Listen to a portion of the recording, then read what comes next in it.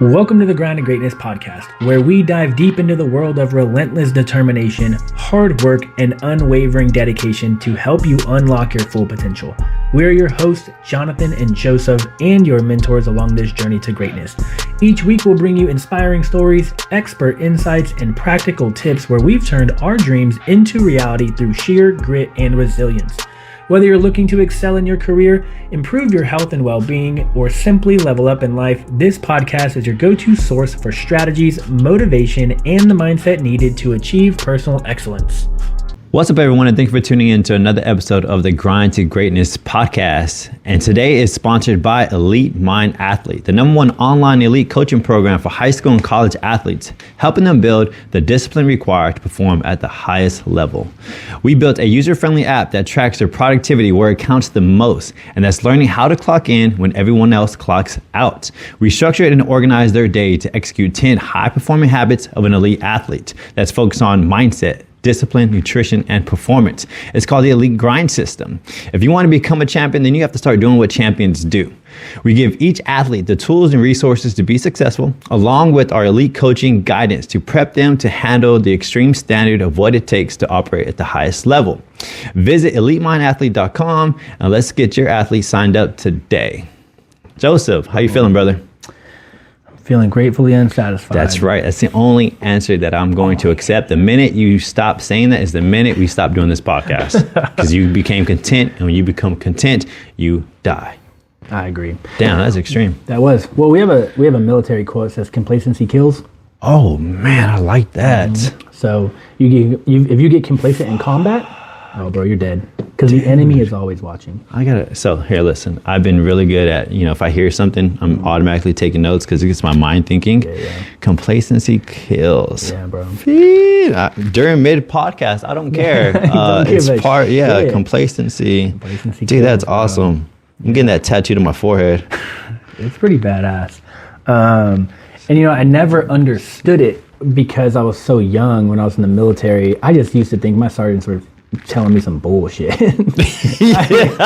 Literally, I'd be like, complacency kills, okay, whatever. Because you have no reference point. You're a fucking kid, dude. Yeah. No reference point. But then, tons of stories of soldiers dying, but there's a couple that stood out where the only reason there was a soldier who died is because they were complacent. Yeah. Right? Or because they made a lazy decision. Mm-hmm. And it's like, man, you could have saved that person's life if y'all would have not walked out of your base lazy. Not walked out of your base complacent. Because we've done it. The last episode we talked about exposure makes things easier, mm-hmm. right? So imagine you get to Afghanistan and you're fucking on alert 24/7. Well, 6 months goes by and you're like kind of relaxed. Yeah. You're like, oh, this is the new norm. Mm-hmm. So you walk out of the wire like that, dead, instant. Absolutely. Because the Taliban, they're watching that shit. Yeah. The moment you walk out of a base and you are a little tired looking, they can see it. The group is like, man, we don't want to be here. Yeah. They won. Dead. They wait for that moment, huh? Oh, yeah. Yeah, they probably watch you fresh. Mm-hmm. And all right, these, when they're alert, we don't want to attack them when they're operating like this. But when they come out there rubbing their eyes, oh, yeah, today's the day. And I'll give 2 shout outs to Sergeant Murray and Sergeant Smith. 2 fucking douchebags that we got closer as time went on, but they fucking smoked my ass daily. Yeah. In Afghanistan, out of Afghanistan, they saw me. It was like, get them. Absolutely. I just saw a picture of you when you're 8, and if you look like that in the army, then yeah, man, that's weak, bro. Yeah, something about being weak. I didn't understand this either. I have no reference points, but I always told my kids early on before I started self-development, I was like, dude, when you're weak, people smell it, dude. Oh, yeah. You're gonna get bullies will naturally just go fuck with you because we just smell it. I mean, we know you're not gonna do nothing about it either, bro. It's like, I'm telling you, I lived that life until I was 24. Bro, it wasn't until I started working out religiously and getting bigger and creating a name for myself that people finally started ease up off of the gas. It's power of working out. Well, thank goodness that you had bullies. Thank goodness that people were picking on you because that was a thing that forced you to do something about it. Yeah. That changed your life forever. Yeah. Awesome. And, look how that works. And so, so the great thing about these two NCOs were we never left the wire tired. Yeah. We were tired, but fuck no. Oh man, Sergeant Murray and Sergeant Smith, they would get this fucking close to my face and just scream. Yeah. Before we would go out on a mission. Yeah. I'm like, what the fuck, man? Like, shit. I just be getting fucking yelled at for no reason. But I would walk out of that wire fucking chest proud, fucking on my toes, fucking looking at my left and right. Like, there was no room for complacency. Yeah. Because it was their third or fourth deployment. It was the rest of ours like first. So we didn't have a reference point, right? Yeah. But they did. And both of them, I think, had been to Iraq like towards the initial surge of Iraq, right? Where shit was like bad. And over time the war did dwindle down. But man, it was the worst time of my life, but also the greatest learning experience of my life. That's what people get confused when you have a hard boss, right? Or you have somebody pressuring you, and you're a victim. Yeah. And so at the very beginning of the stages, you have no reference point, so you feel like a victim, which is cool. But in hindsight, when you learn, like, man, this motherfucker really pushed me. He really fucking cared. This is why I am who I am today. Yes. Then now you can break out of that victim mentality, because next time you get into a pressure, somebody's pushing you, somebody's fucking grinding your gears, then now you know, wait, maybe this is coming from a place of fucking love. Yeah. Quick story, because I know we're going on. We have a great topic today. Okay. So you're in the middle of reading Patrick Bet-David's new book, which is called Choosing Your Enemies Wisely. Okay, well, I just finished listening to a story that's very similar to the one you're listening to. Is these two douchebags grilled you, right? And in today's society, we look at that as masculine, toxic masculinity. Oh my gosh, they don't have to do it. There's different ways to do it. You don't have to be an asshole. You don't have to be a douchebag. There's all these different routes, but you're missing the whole fucking point of what they're doing. All right, regardless how they're doing it, they're getting the fucking job done and they're building you. So Patrick Bet-David, at this time, he was in the military. He's like in his young, early 20s. He's jacked. He's 6'1". His friends are jacked. They're like 6'1". They think they're fucking badasses, right? And you think you are, man. Your testosterone's flowing. You fucking look good. You're swole, right? And you have that mindset. And so because they thought they were badasses, right, they didn't follow the rules as much as you needed to, right? So they always stuck out like a sore thumb because they have this chip on their shoulder. Well, he said one day this one drill sergeant, he's like 5'6", 5'7", right? Small dude, stocky, built. But they always give him problems because, of his size. And he told the group of boys, I think there was like 3 boys, including Patrick Bet-David, pack your stuff, we're going on a trip. So he takes them out into the fucking desert where there's fucking no one around. He says, get out the car. They get out the car. And he starts taking off his fucking, the sergeant starts taking off his fucking gear, right? And he says, hey, here's the deal. I'm just going to let y'all know right now. I'm going to fight all 3 of you guys, one at a time. And then when we're done, we're going to forget about this and you're going to respect what we do around here. Yeah. And so powerful. Patrick Bet-David said they took their fucking gear off. Here they are confident, and then go in one by one, get fucking their ass kicked by this 5'6" drill sergeant. Whoops their fucking ass, beats them fucking down. And then after that day, Patrick Bet-David said that day right there changed my entire life. Oh yeah, and it's a thing in the military when a sergeant is screaming at someone less than them, and as a young 19, 20, 21-year-old, I'm like, oh, I just want to fucking beat your ass. Yeah. And the sergeant goes, I'll take my rank off right now. I'll take my gear off right now. Yeah. Beat me. And then when they like are like, hey, I'll take like whatever happens. Yeah. You whoop my ass, I whoop your ass, doesn't matter. We're going to put our uniform back on and we're going to be cordial from this moment going forward. That's a different level of respect. He says now, after he got his ass whooped, he's like, now I have respect and I have a reference point. Yeah. And he's like, because of that, I respect other people now. He's like, before I would have gone on through life still being a fucking cocky, arrogant kid, and I could be cocky and arrogant in a position where my life could have been on the line and I would have been dead. Yeah. But because this drill sergeant understood the role and what he was trying to do in a safe environment where I got my ass kicked, but he wasn't going to kill me, right. that it was the best position that could ever happen to me because I learned so much from it. And people now will look at that. He would go to prison. Yeah. Oh, yeah. And it was too soft. There's better ways to do it. And he's like, no, he did it right. And I respect that, man, because as a young man, we need to have a little bit of fear of our elders. For sure. Because that fear causes respect. Yeah.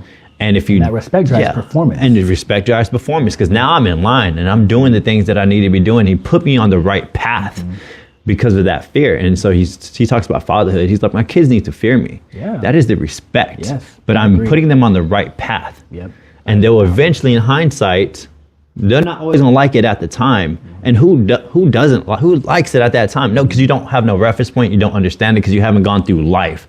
He's like, I'm not going to bend to you because of what you say. You're a kid. You don't know anything. I am guiding you on the right path, and you're going to thank me in hindsight. You don't have to like me right now, but I know later you will. Yeah. Because you're going to respect it. Yeah. And these same two NCOs, man, like I said, they grilled my ass over and over and over again. Many opportunities for us to take off our rank and just fucking go at it. And at the end of the deployment, we had such a strong bond that I almost felt untouchable because I knew that they had my back. Yeah. And it was just like because I never backed down from the ass whoopings. You fucking scream at me, I'm not gonna cry like a little baby. I'm never gonna like. We had a dude in our unit when we were in Afghanistan, and Sergeant said, "If you're gonna be a piece of shit, don't come on the missions. You're gonna fuck us up. You're gonna get all of us dead. Yeah. So don't fucking come. You're gonna fucking clean dishes the rest of the deployment." And this dude was okay with it. Okay, cool.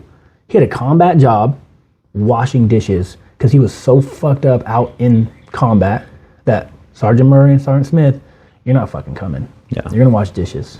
And it was crazy. It was a level of respect. And I didn't understand it at the time, but I knew immediately when it shifted to, it was almost like I was the younger brother. Yeah. Right? It was like only we can beat his ass. No one else can fucking talk shit to him. And I was their medic. That's a great way to put it. Yeah. Yeah. And so I was like, well, I'm your fucking medic, so you better. But again, man, it was a great learning experience. Lifelong friends now. I talk to both of them still to this day. They hold me accountable still to this day. They call me a piece of shit still to this day. Yeah, absolutely. But I think all of us look up to each other because of what we did in the past and also like what we're currently doing. Yeah. And it was probably one of the best experiences of my life. Yeah. So, well, let's get into the actual hot topic. Hot topic, yeah. So it's extremely hot, and actually the stories we're told kind of relate to it because there's victimhood mentality in this topic, and because you have no reference point, you feel like a victim. And so I want to tell you a story, and I want you to give me your feedback if you feel like this is right or wrong. Okay, and I'm gonna give you. So my son's been having stomach issues. And so we took him to see his doctor. This doctor is a woman, older age woman. He's been his doctor forever. He's only 5, so it's 5. And she's telling us, like, hey, everything is looking good. It might be a little bit of his diet, might be drinking a little bit of his water. And she's giving her advice.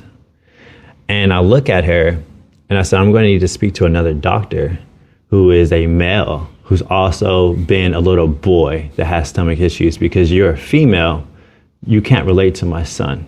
Regardless of how many fucking kids that you saved in your life, male or female, I don't want your information. I want a male who's also been a 5-year-old little boy who also had tummy issues.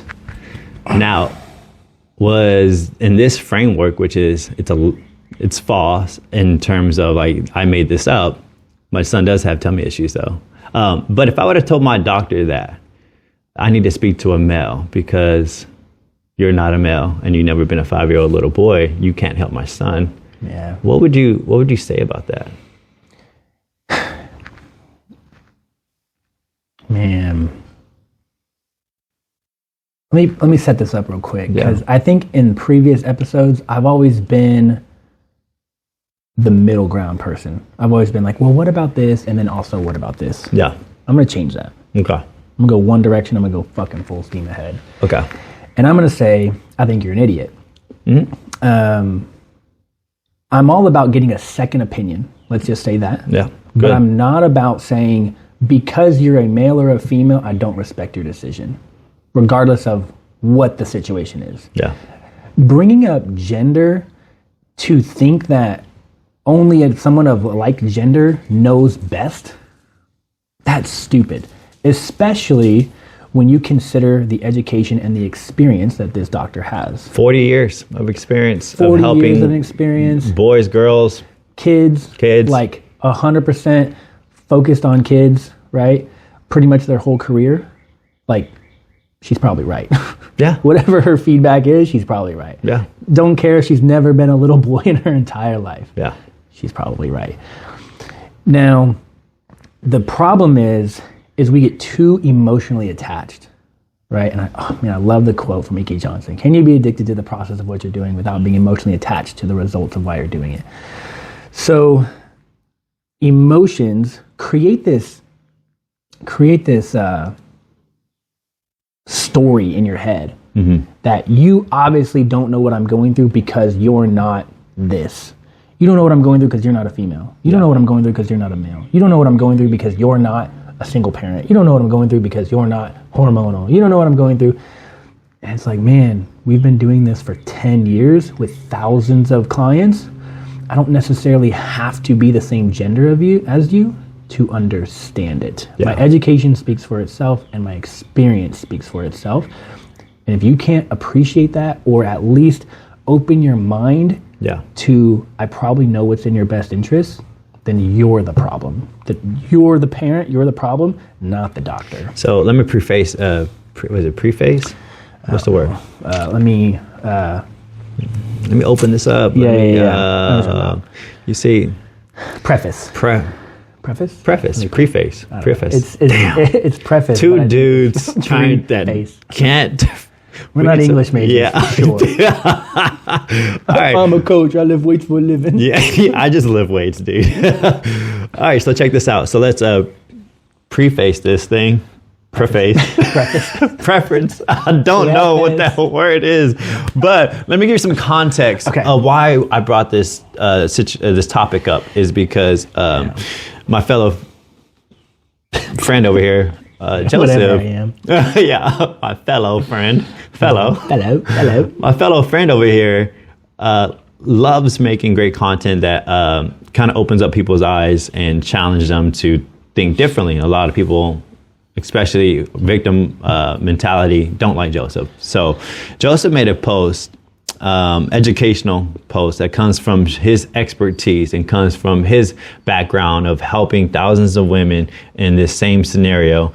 And this post got over 200 comments inside of it. And it irritated me a lot to see all the negative victim mentality. You don't understand, you're not a woman, but yet you've helped thousands of women in the same situation. And it just hurt me to see all these women have this limited belief on themselves. And because they hold on to that limited belief, if you believe it, then it's true, and it becomes that much harder. And so I want you to talk about the post of what you actually said and explain like what was going on and your thoughts behind the whole entire post. So the post, I took screenshots from Lane Norton, who has a PhD in nutritional sciences. A PhD in nutritional Not a certification, not a RD, not a registered dietitian. 16 years of education. 16 years of education, okay. And in nutrition, and he's talking about, so he made a very similar post. He made a very similar post, and he caught a lot of hate from the female community because he's a male. Yeah. And so his first screenshot says, "To be clear, I never said fat loss was not more difficult postmenopausal. I just said the rules don't change. Lifestyle choices will still override menopausal induced changes, but they can be more difficult to implement." Okay, that was the first one. So what my post is, one, I said, don't get upset, don't get upset, don't get upset. Yes. So now whether that automatically cues you that you're about to get upset, or hopefully you can come to this post level-headed. Let me think about this. Let me read this clear-minded before I let my emotions take over and I'm erratic and I say some stupid shit. Right. Okay. So then I said, yes, menopause makes things hard. That is literally me agreeing with any single female out there. Yes, ridiculously I understand menopause makes things hard, but the rules stay the same. Eat less calories, move more, build muscle, sleep, and drink water, just like everybody else. Healthy fucking habits. Healthy habits. Because I learned from a PhD doctor in nutritional sciences that the rules don't change. Yeah. And he's linked all of the research that is backing up what he's saying. Yeah. Right? And so now... not just all the research backing up what he's saying, but all the actual success, client success from this. Yeah. So we talk about BMR slows down as you age, muscle mass goes down as you age, fat mass goes up as you age, yada, yada, yada. That has nothing to do with menopause or not menopause. That happens to everybody. Mm-hmm. So he literally says, however, these changes appear similar with age regardless of your menopausal status. Yeah. So it's like, hey, we get it. Menopause makes things hard because it's changing your hunger cues, it's changing your emotional state, it's changing your cravings, it's changing your want and will to move and exercise, and it's changing the way you sleep, it's changing your thermal regulation, you're hot, you're cold, you're hot, you're cold. It makes it very hard. But the basics stay the same. That's like saying, oh, because you're a female, you don't need to squat, you only need to hip thrust. Just because you're a female. It's like, nope, you could. It's the same for everyone. Still squat, right? So the very first comment from another trainer who is not successful. When men speak on women's experiences, ha. It's difficult. So real quick. The analogy, I want to bring this up so that way you understand where I'm coming from, is all right, when you're another fitness expert or wannabe expert, you're building your own platform. You're building your own tower to impact and help and serve, right? That's your role. If you're in the fitness space, your role is to help and serve and impact. And you're building your own tower, your own building to do this. When you stop building your tower that could help so many people, and you start trying to tear somebody else's tower down that's trying to do the exact same thing, your character goes out the fucking window. Everything you say from this point on, your character has been exposed that you're somebody who's going to tear somebody down who is just trying to serve, but you're so blind from your emotions and you're erratic and you're uncontrollable and you can't think straight and you can't look at the fucking science and you're operating from feelings. Anything you say past that point is now irrelevant to me, and to the blind fucking public should be the exact same, because you are here to serve and impact and to grow. And if you disagree with somebody, great. Go say shit louder on your platform to build your audience to help more people. If you think you are correct, which you're not, but if you think you are correct, then go on your platform and be the fucking expert at that and go help and impact so that way it actually fucking matters. Because when you go on somebody else's platform, that's their audience, those are their people, and you're going to probably get fucking demolished, which everyone did on that same thread, and you did nothing but lose because you stopped out of your day and they won. The minute you stop focusing on your shit, this person fucking won. They took your time away. They took your energy, your emotions out of whack. You fucking can't think straight. You're fucking irritated. And you're so irritated to the point that the next day you post about this same situation. So that means Joseph got you again. He got you again. I'm like, and you think you won, but you did not win because he stopped you again. He is in your head for you to post about this. And it blew my mind. And it's so delusional that that's what operating high emotions does. It makes you so fucking delusional that you can't fucking think straight, man. You think you're winning and you're not. The minute you fucking stop what you're doing, they fucking won. I've won. Second, it's tough, man. Second comment. Not sure where you got your data from, but you should look up menopausal estrogen. First of all, the data is in the post. Go read the research articles. They're all scripted right here. They don't want to read it. PubMed ID. Here, They're not PubMed reading ID. it. Here, there's 6 different PubMed IDs in the screenshots that you could have gone. I don't know where you're getting your data from. Bitch, it's right there. They're not reading it. They're It's literally right there, right? So then I go on to argue with that same woman about Lane Norton is a PhD in nutritional sciences. And then she goes on to be like, Lane Norton's a nobody. Anyone can say they have a PhD. Show me his PhD. I'm like, what the fuck? He's one of the top tier nutrition. He's a legend in the fitness and nutrition space. Yeah, I've never heard of him. Okay, so you've never heard of him, so it obviously makes him not a PhD. If you never heard of him, then I'm probably not listening to you because you don't know who the experts are in this space. So the same person ends up going to her social media account saying, I'm going to take a 40-day cleanse from social media because of an engagement I just had in the comments, and I'm going to go study female hormones because I need to get better at it. That's me winning. So let me explain that. So and this person, I got blocked. Yeah. So that person had wrote like 20 fucking comments more, and then every expert, nutritional expert, really was just asking great questions, and she was fumbling on everything that she said because she doesn't even know what the fuck she's talking about, to the point where she deleted all her comments and then says, I'm fucking getting off social media and I'm going to go study the human body. You actually did that lady a positive because her ignorance made her look so ridiculous, and I'm glad she recognized it and deleted everything. And she's like, well, fuck, I don't know what I'm talking about, so I'm going to leave social media for 30 days, last minute, and go study the human body. Good.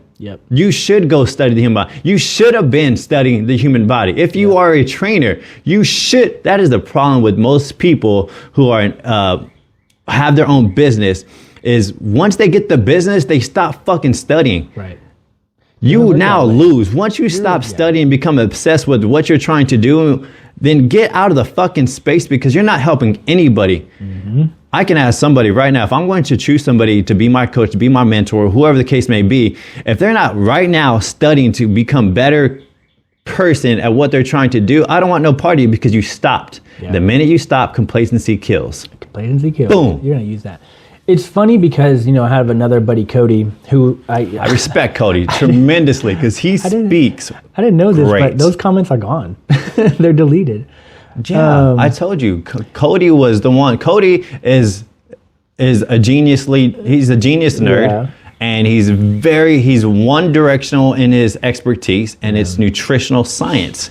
Well, it's just make it make sense. So what he says is, he's like, I'm struggling to understand where people are getting disgruntled with this post.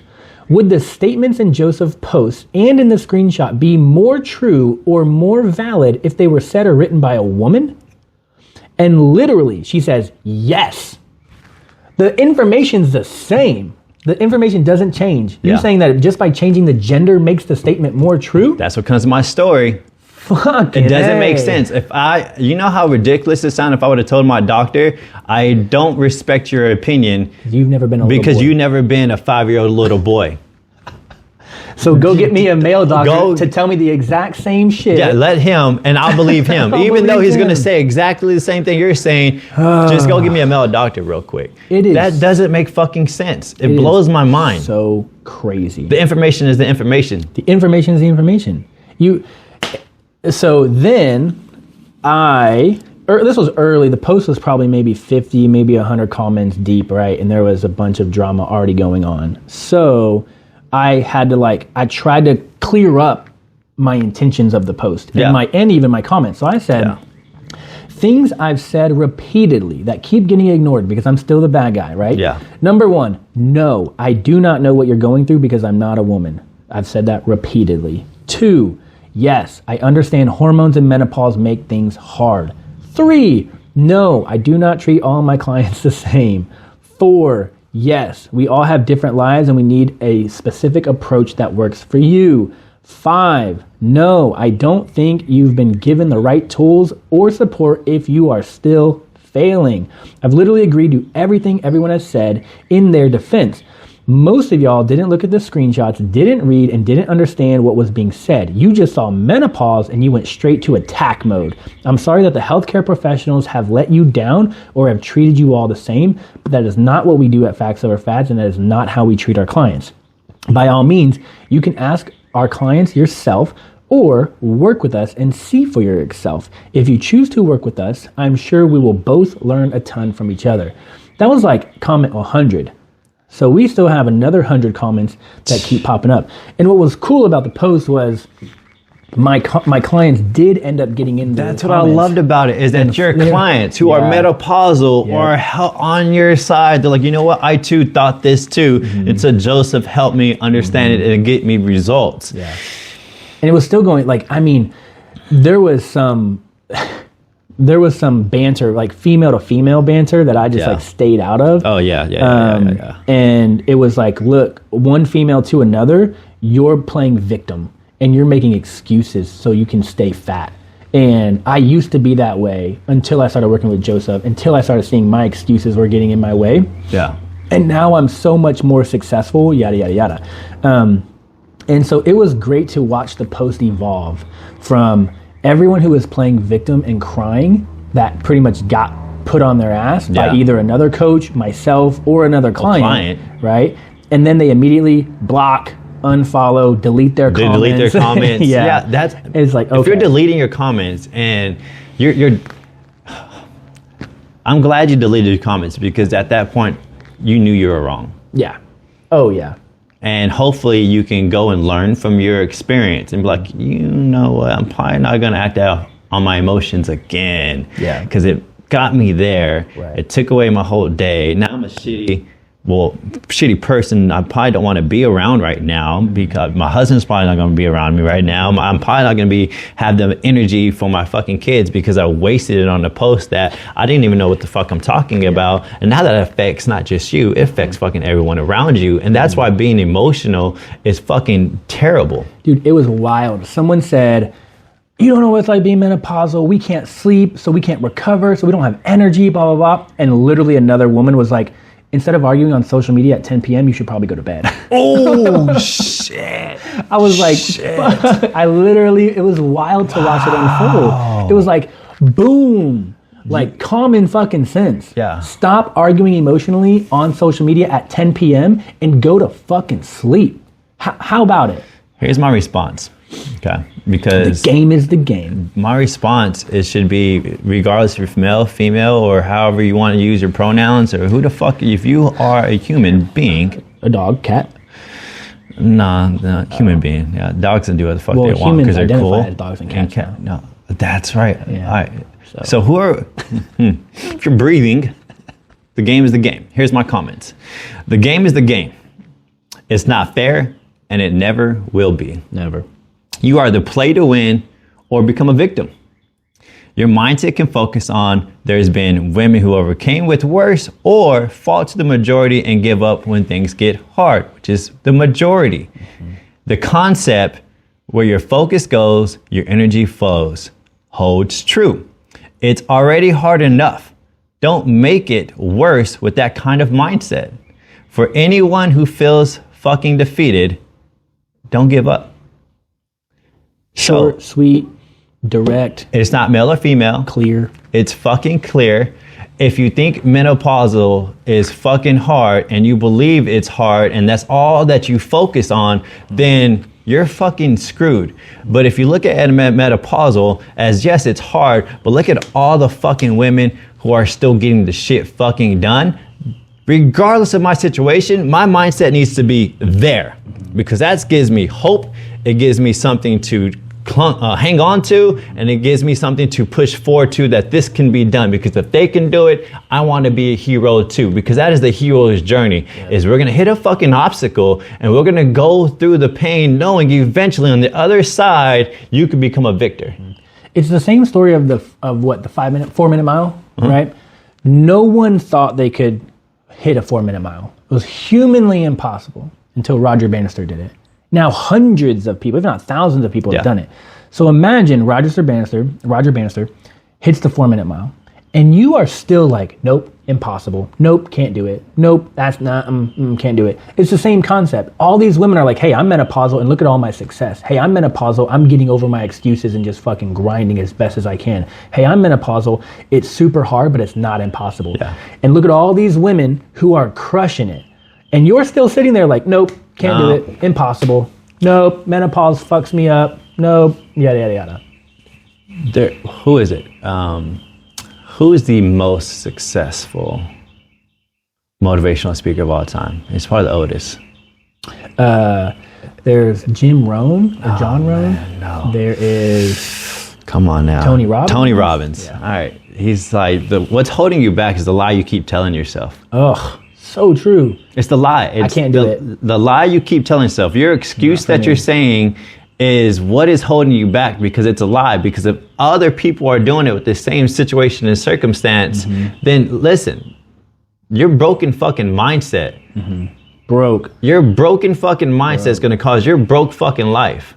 Fix your mindset and you could change your entire fucking life. It just takes just one switch of a direction to look at the other side and be like, I can do this fucking shit too. Yeah. Nobody's saying it's not hard, please. Nobody's saying it's not fucking... The 4-minute mile is fucking hard. It's fucking ridiculous. It is menopausal. It's fucking ridiculous. We know there's women everywhere. We understand. Y'all all agree. Nobody's disagreeing. No one this shit is fucking easy. It's not. Yeah.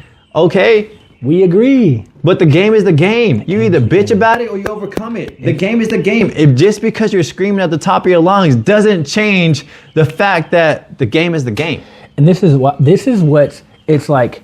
The squeakiest wheel gets the grease. And that's the society we live in. If you can make enough chaos, if you can make enough loudness, if you can make enough I'm offended posts, people just shut down. And like, okay, just let them win. Not on my fucking social media, you're not. You can bitch and moan all you want. I'm still going to challenge the fuck out of you. Do you know why this person decided, or these people decided to go against you? Is because they want to feel comfort knowing they suck and they couldn't do it. Yeah. Quitters want to banter together to make themselves feel better that they're not fucking doing the do. Right? So it's a comfort. Misery loves company. Misery loves fucking company. Yep. Jesus. Bring people down with you. Absolutely. And make them feel, and then brainwash them to make them feel like, no, this is where you should be at with us. And this is why there's another great quote, and it's like, you don't argue with an idiot, because they will bring you down to their level and beat you at their own game. Oh, fuck. Because you're up here, they will never understand what you're trying to say. They'll never understand. No. But you understand what they're saying. Yeah. So if you choose to argue with them, you will bring down. yourself down, and then they will beat you at your own game. Yeah. Which is why I was like, I'm just not responding. Yeah. I just stopped responding after a certain period of time. That lady who was literally like, who's Lane Norton? Show me his PhD. Bitch, you want me to go to his fucking house? Hey, bro, can I take a picture of your PhD? The stupidest thing she said was he doesn't have an RD. Or he doesn't, he's not an RD. He's not like working with patients or whatever. Like, dude has like 2 or 3 coaching companies working with hundreds of thousands of clients. He has a PhD. He has a PhD, which is like 20 levels past the RD. Like, get the excuses. And again, she stuck to this for so long. I know. Lane Norton is a nobody. His PhD is fake. I went to his Facebook. It doesn't even say he has a PhD. Oh. Like, he took it down. I was like, no, he didn't. It's on his Instagram. Like, it's just 2 different things. It's hard trying to conversate. Oh, so gosh. What I want people to take away from this is, 1, be a good person. And what that means is build your fucking tower. Yep. As high as you can. Yep. And focus on building yours. Because the minute you stop focusing on building yours is the minute you lose. And the minute you go on somebody else's tower and start chipping away and trying to break their tower down is the minute you expose yourself of your character and who you truly are. And that's not somebody a good person would do, regardless of how many times you want to say you're a good person in the mirror. Your action speaks louder than your words, and you need to self-reflect on the situation, because nobody's fucking perfect. Right. You're not a fucking bad person, but you're doing things that don't line up with what your words say. Right. All right. And it's super important to get lined up with that, because you're going to feel off. You're going to feel not aligned with yourself because you're not doing what you say you're doing. Your actions doing things different. And so this is a self-development podcast. We're not being assholes. No. We're not trying to fucking put people down. We're trying to make them hear the fucking facts. Right. And we know you can do better. Why? Because there's people that are out there doing fucking better with worse. Yeah. Right? Isn't that crazy? With fucking worse. With worse. Way worse. And so our job is to expose you to the information, help you, get you off your fucking ass, and start moving your life fucking forward. And I'm not ever, if you see me go on anybody's fucking post, if I disagree with them, I'm not gonna stop. Mm-hmm. And I'm not gonna try to tear their tower down. Mm-hmm. I'm gonna go build, and I'm going to go focus on my shit, because that's gonna take away my energy and it's not gonna do much impact. Why? Because if I'm trying to disagree with somebody, I will not win. Mm-hmm. Whenever in history, if somebody came and disagreed with you and you're like, no, you're right. On your page, you're the expert saying your truth. Oh yeah. And just like back down. And somebody rude comment comes in, and you just say, "Oh, yep, you're fucking right." Yeah. You're not good. When you come into it, I forgot what it was. You're not going to change somebody's mind who is an expert at this. Right? You're not. Yeah. Right? So don't waste your energy. You're not going anywhere. Your return on your investment. Me commenting over here, where is that going to get my return on my investment? It's not. You're losing. You're going to waste energy. Right. Where can I get my best return on my investment? I keep building my tower.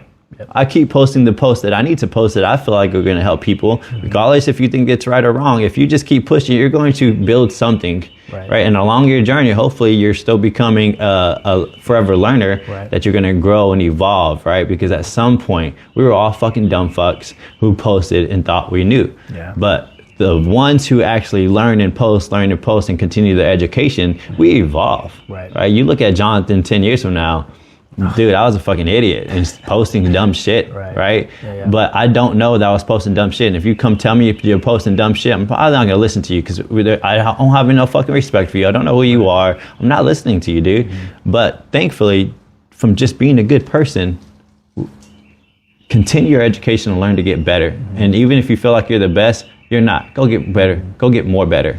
Yeah. Be a good fucking person, dude. And that's the thing, like, you have to understand that as a coach who only preaches, be healthier. You don't need all these gimmicks. I own a company literally called Facts Over Fads for a reason. Like, move more, eat better, drop your excuses. Yes, it's hard. Yes, I understand. Let's keep going. Let's keep trying. Don't quit. Don't give up. I could look back on these posts 20 years from now and still be like, you know what? I was still trying to do the right thing. Yeah. You know, like my thought, like now when I was 18 and I was posting on Facebook, like probably post some dumb shit.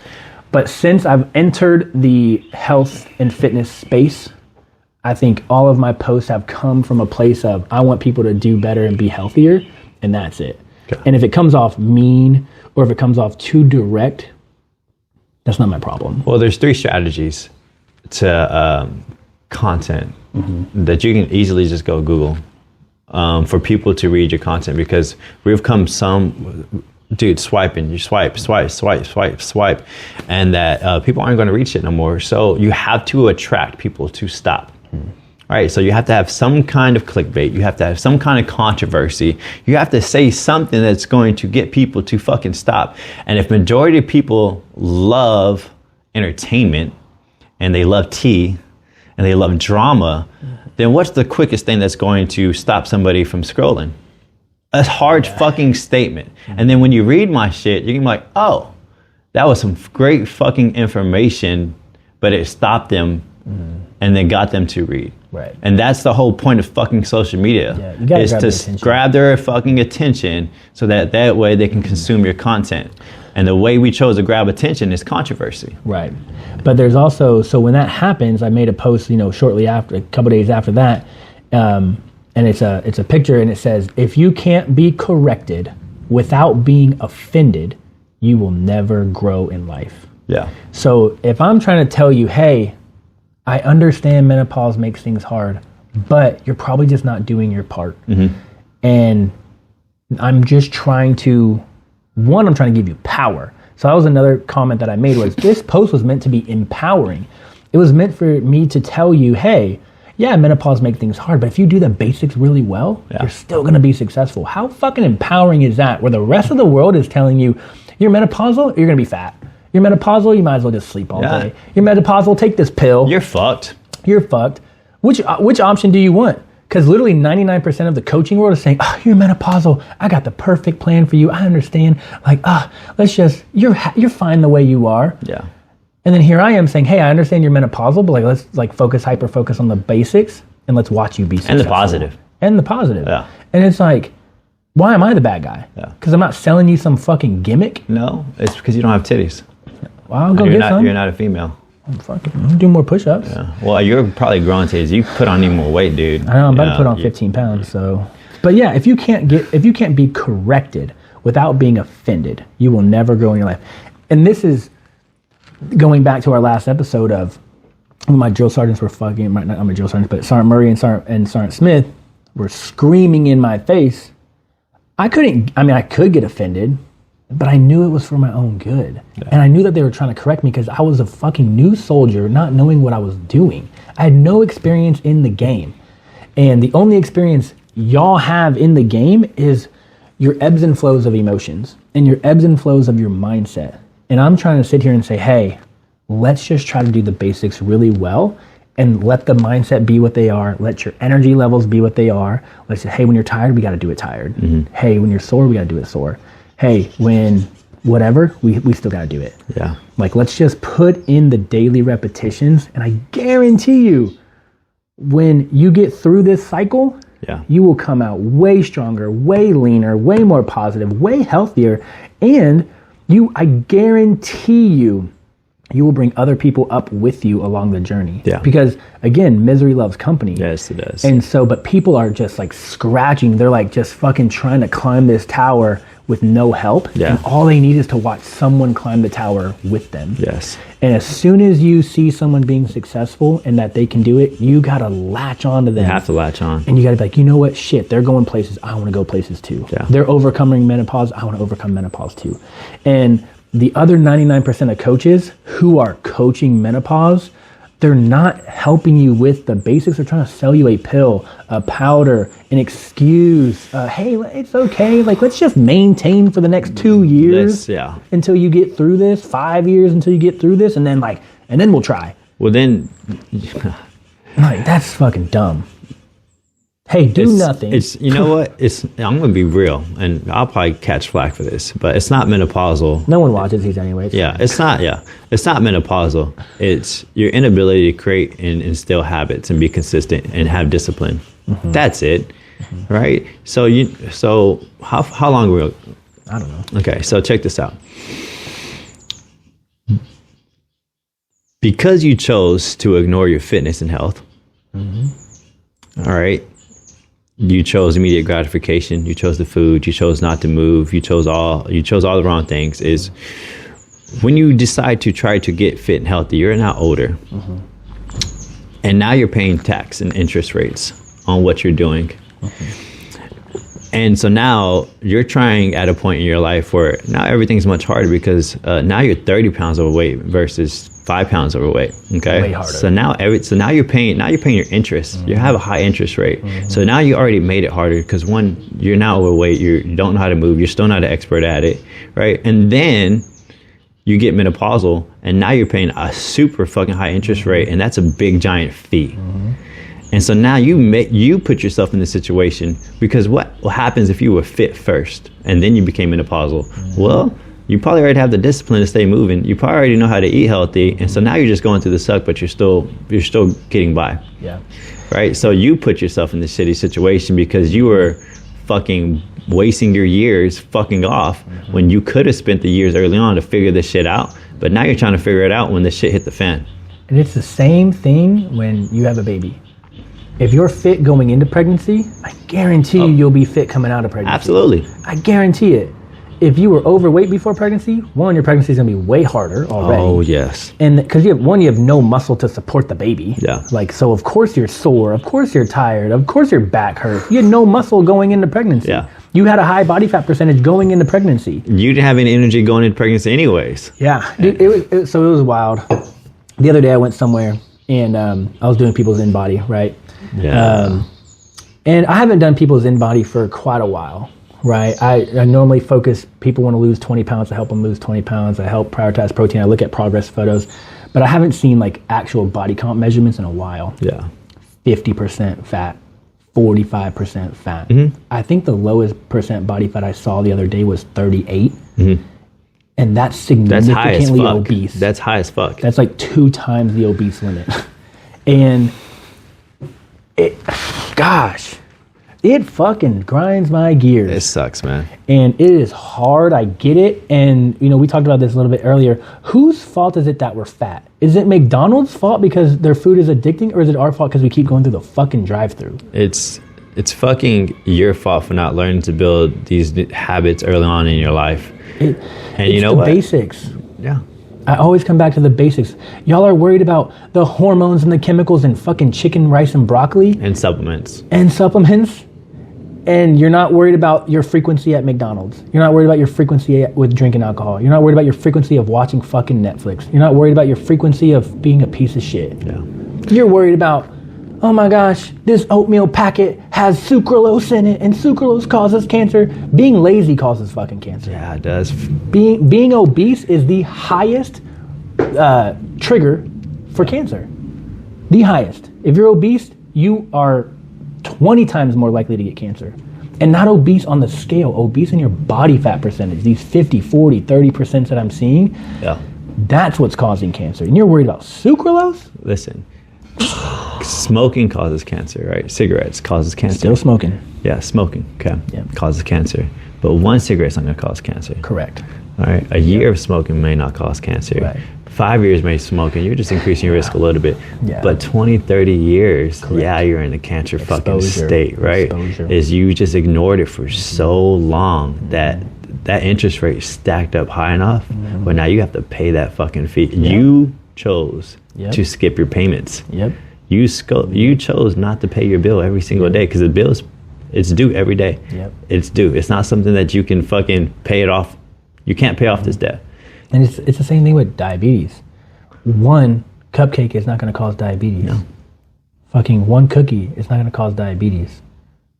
Whatever the case, it's not going to cause diabetes. You do that shit for 5, 10, 15 years on top of not moving? Now, this is for another topic, right? But that goes into this is why are we, how did we get here, right? I know how we got here. Can we go into it? Sure. Because we don't like to see people struggle. So every time we see a struggle, we create a solution, an easy solution, a convenient solution. We create an environment where we are so comfortable that we have now gone too far. We've now pushed this peace thing too far. It swung on the other side too far. And so it's like, oh my gosh, there's a scarcity for food. Well, let's create cheaper food and let's put it in more places. Fast food restaurants pop up, right? Oh gosh, food's too expensive, so let's make more processed foods. People can afford it. Let's create more. Let's create foods that have a longer shelf life, so people can afford it and people can keep it longer and eat it more often. Let's have delivery apps. People are so busy nowadays they can't even go get food. Okay, I'm gonna bring it to your doorstep. Oh, people are bored at home and cable is expensive. Let's create Netflix, Disney Plus, Hulu. Let's keep them on the TV. Oh, people need to communicate with each other.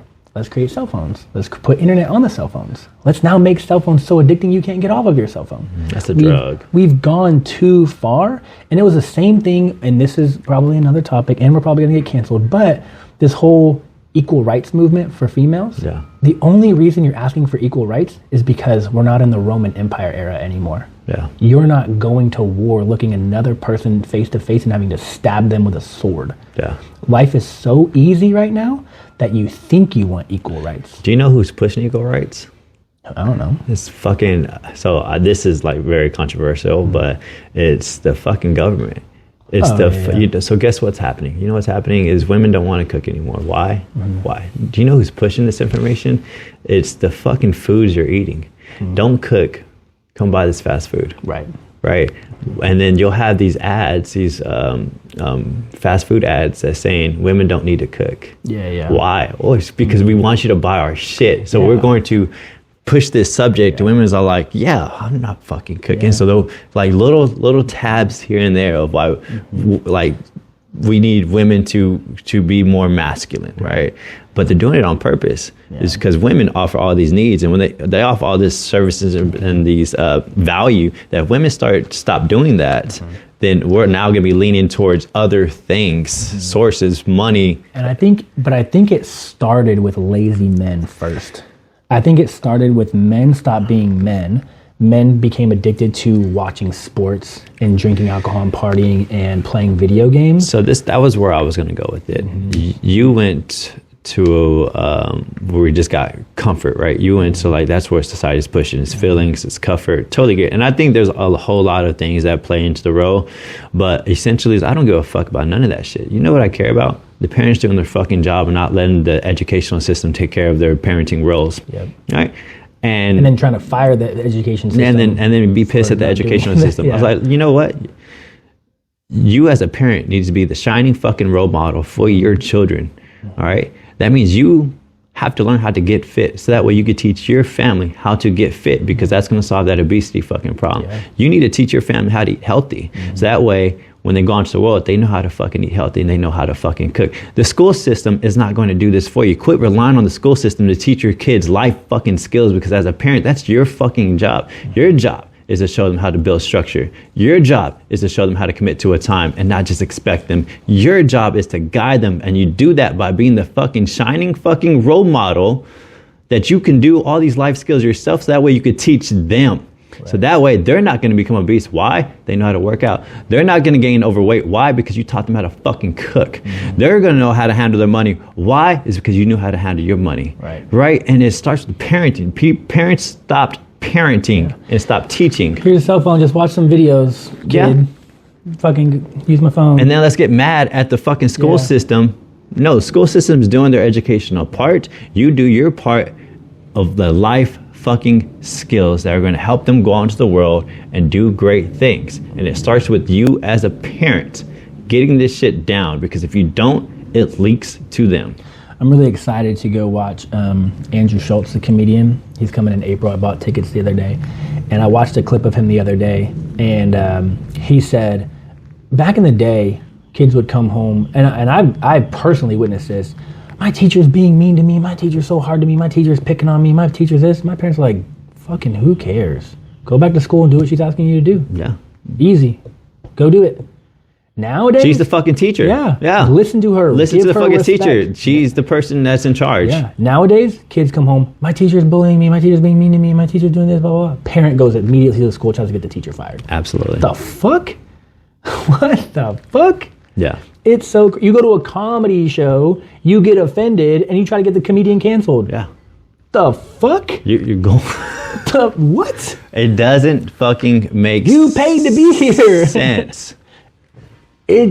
Your emotions and people's emotions are ruining the world. It is. And you can be emotional, but you have to learn when and where and how to control them and regulate them. Yeah. Like we talked about it in the male podcast we did in season 3. Like, you reacting emotionally is a liability.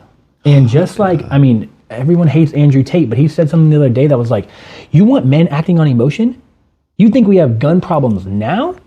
If men had no self-control... Men are dangerous. And they only acted on emotion, you would have war in the streets every day, all over the place. Listen, men are dangerous. Yeah. Men are strong. Yep. Men are fucking fierce. We have something inside of us, and we're built a certain fucking way to destroy things. All right? We're also built to build things, but we also have the capability to destroy things. And if we operate off fucking emotions, we're extremely fucking dangerous. A girl, we can give them a little bit more leeway because they're not as dangerous. Right. So if the female was to attack me, I could take some punches. If a male was to attack me, I'm fighting for my fucking life. And so we attack is because we don't control our emotions. Yeah. Right? People don't fucking do jiu-jitsu and all that shit to fucking go and kick somebody's ass. No, they do that to build the fucking discipline to know that I need to learn how to control my emotions. Just because I could fight, I'm going to do as much as possible not to fight. Right. I just posted about this. Strong people aren't cold. They don't tuck their feelings away. Strong people are cold. They tuck their feelings away and they press forward. Cap. It's false, right? Because most people would say strong people are reckless. Strong people are dangerous. No, they're fucking not. You know, strong people, they process their fucking emotions. Right? And there's a 3-step process I call name it, tame it, reframe it that I teach my athletes. Because I don't need my athletes to be fucking emotional. I need you to be in the game, because if you're emotional, you're a fucking liability, and we're going to pull your ass out of the game. And the last one, reframe it. That's what you said, right? Yeah. Reframe it. Like, shit, this triggered me some way, somehow. Why? How? How can I get better? How can I get around it? How can I make sure that this never happens again? How can I reframe this situation? Same thing with the menopausal post. Shit, it triggered you. It put out some emotions. Cool. Name the emotions, right? Because you don't want to hide from it. We're not saying fucking hide from emotion. I feel every emotion. Why do I feel sad? Okay. Now I got to tame it, control myself. Let's focus on some breathing, all right? Because I can't respond right now. So it's the pause. The tame is a quick little pause of refocus, get back in the game, and then reframe it. All right, how can I look at this differently that's going to put me in a positive direction? Menopause, it makes me distressed, emotional, tired, angry, exhausted, overwhelmed. Feel it, okay? Don't ignore it. This shit is fucking true, all right? Tame it.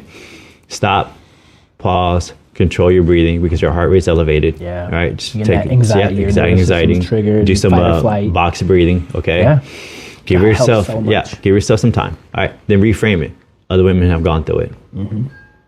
That's it. Versus, I'm still fucked. No, reframe. And so the faster you can get better at this 3-step process is when you start becoming a high performer in the elite, right? Because they can't waste time staying in that stage, right? So what they've done is they just increase their recovery rate of those emotions. They'll feel it, they'll tame it, and then they'll reframe it to help them push them to the direction they want to go. And they sucked at it for a very long time, but when you do more practice with it, your fucking your recovery rate is just increased dramatically. So now it doesn't even look like you get pissed because you learn how to fucking reframe it so quick. And that's a great, and speed kills, baby. And I know you do it with athletes, but that's so great to think about why getting kids into sports is so important, because you're gonna fail every day. You're gonna make mistakes every day. Think about, in a Super Bowl, you're the quarterback, you throw an interception. You have to get back out there in the next 5 minutes and act like it never happened. And you have to play like it never happened. And you have to reframe that situation, and you have to learn from it to get back out there and not throw another one. Like, people who do not involve themselves in sports, who do not have that immediate, shit, I just messed up really bad. How do I fix it right now as fast as possible and not let it happen again, or not let it happen as often? People who do not engage in sports, they really miss that concept. And it causes them to be too emotional for too long and stop trying. Sports is dangerous. Here's why. Because yes, those lessons are taught, but if they don't have the feedback loop to actually teach those lessons, if your parents are comforting you, if your environment will fuck that over. If you have a coach, not all coaches are students. That means they don't study human psychology and human behavior and the mindset of everything, right? They're just a coach, right? So if you're going through that failure and coach is yelling at you, then he's not getting a good positive feedback loop, right? Because now he's going to be scared to do it again. Same thing with mom and dad. Kid does terrible in the car, they're going to bitch you the fuck out, right? So this is why it's super important to get a coach that actually knows what the fuck is going on, who's a student of it, who's studying it day in and day out. Because here's what. They need to be involved and understand that, one, if you're a parent that doesn't know what the fuck you're talking about, still your child's probably not gonna listen to you because you're mom and dad. So you need to get a fucking sports psychologist or somebody who knows what the fuck you're talking about human behavior. Analogy. Here's how I would reframe it for if you're a quarterback and you threw that interception. How many seconds did it take you to throw that interception? 3 seconds, right? You throw it, 1, 2, 3, interception, right? You're gonna let 3 seconds fuck up, 90 minutes of a game? Correct. You can't let it fuck it up. So listen, when you're letting 3 seconds mess up 90 minutes, 3 seconds. And you put that on a scale, you actually draw that out for them, and you see how little fucking shit that actually fucking matters to compare it to, I'm like, oh, yeah, we have it wrong. You can throw out 4 of those. And you still have so much opportunity to fucking win. Yeah. And then now, when we put it in that frame, interceptions aren't that bad. Yeah, they sting. But it's fucking okay. Let's just go score another fucking touchdown. Why? Because I have so much time in the game now. Yeah. So it's another just reframing. If you don't have somebody that is on your kid's side when failure happens, then they're going to be fucking afraid of failure. And then they're going to be timid and their performance is going to fucking suck. Anyways, dude, fucking put a wrap. This is a good episode. They need to listen to all of it. There's so many fucking nuggets of just being a good person. Be a good person. Stop making excuses. Life is hard. Keep working. Don't work to keep up. Work to separate. End it there.